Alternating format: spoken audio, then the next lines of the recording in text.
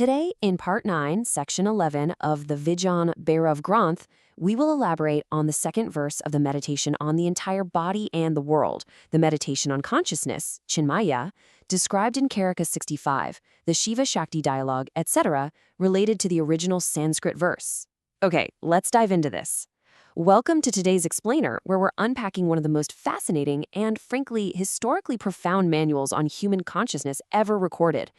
You know, if you've ever felt completely overwhelmed by complex spiritual theories and just wanted some practical, direct methods to center your mind, you're in exactly the right place. We're going to explore this ancient text and translate its deep wisdom into highly accessible, everyday mindfulness techniques. Here's our quick roadmap for this explainer. We'll start with the divine dialogue, explore the roots of Kashmir Shaivism, walk through the path of the Dharma, examine the breath and void, look at awareness and lying down, and finally, wrap up with the ultimate realization. Section 1. The Divine Dialogue, the Universal Question. To really grasp the Vigyan Bhairav, we've got to start with its beautiful mythological framing. This text doesn't just kick off with a dry lecture, right? It actually begins with goddess Shakti, who represents the dynamic, creative energy of the entire universe, asking Lord Shiva to reveal the absolute true nature of supreme consciousness. And she isn't asking for more theories.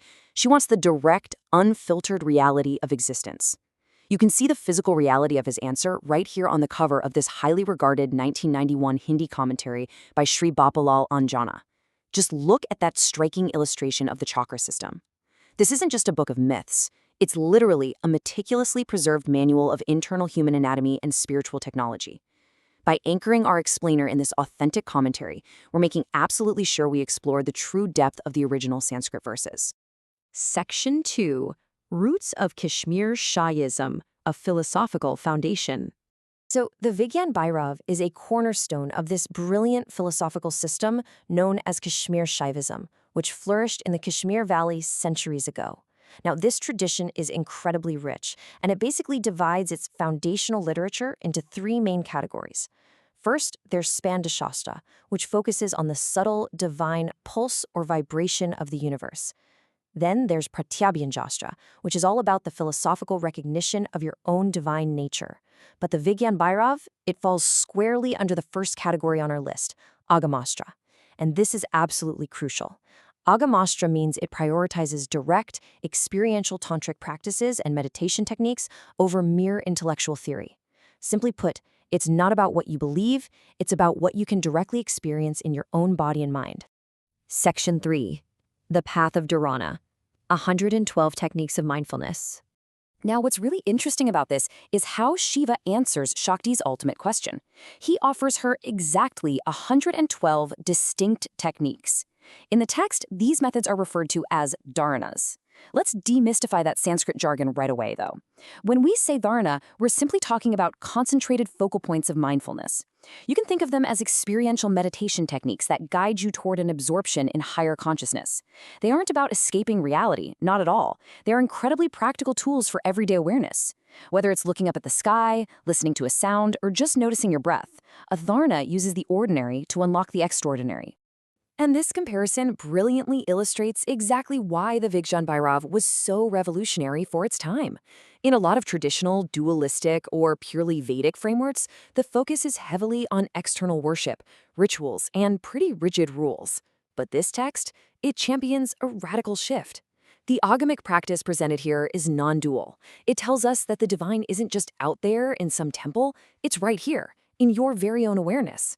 It completely prioritizes internal experience, turning everyday, ordinary moments and your internal states into the ultimate spiritual practice. Section 4. The Breath and Void, Finding the Center. Before we even get into complex visualizations, the Vigyan Bhairav asks us to start with the most constant companion we have, our own breath. This commentary on verse 55 instructs the practitioner on exactly how to observe the natural rhythm of prana, or vital energy. It beautifully describes the transformation of the breath as it moves from something gross and physical into something incredibly subtle. Let's move on and see how this builds into a really practical, modern how-to sequence. Step 1. You simply focus on the gross physical intake and outtake of your breath. Just watch it. That's it. Step 2. As you watch, without forcing anything at all, the breath is going to naturally slow down and become more subtle. Step 3, you meditate on the inner void, meaning those tiny silent pauses between the inhale and the exhale where the breath naturally comes to a rest. You aren't trying to control the breath here, you're just writing it down into the stillness. The result of this simple yet profound practice is beautifully captured in this simplified translation of verse 55. When the breath enters the center, the yogi attains a state of deep peace and independence. That word right there, independence, is absolutely key. By finding that quiet center within the breath, you actually become independent of all the external chaos around you. You find a sanctuary that is entirely portable and entirely your own. Section 5. Awareness in lying down. Sleep as meditation.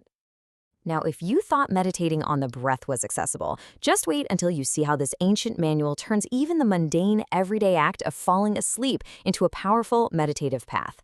Verse 82 proves just how universal and practical this text really is. I mean, it doesn't ask you to sit on a freezing mountaintop. It literally gives you instructions for what to do right as your head hits the pillow. This verse outlines the practice of maintaining a thin thread of pure awareness while your body naturally transitions into sleep. Here are the mechanics of this incredibly unique technique. First, you lie down on a soft, comfortable surface. Second, you relax your body entirely. Let go of all tension, feeling as though you're resting without any physical support at all, like you're floating. Third, as sleep naturally approaches, you just allow the mind to become thoughtless.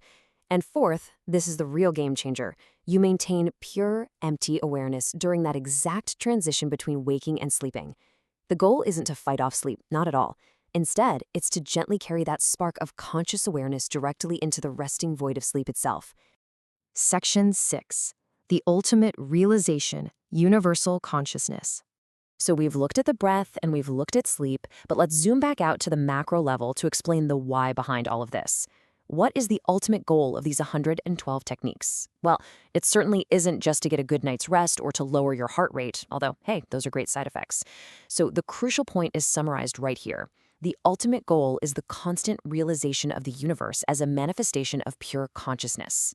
Practicing these dharnas is basically designed to lead to a total paradigm shift.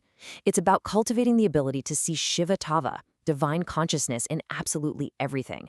When you practice bringing awareness to your breath or to your sleep, you're training your mind to recognize that exact same underlying awareness in every single aspect of your waking life.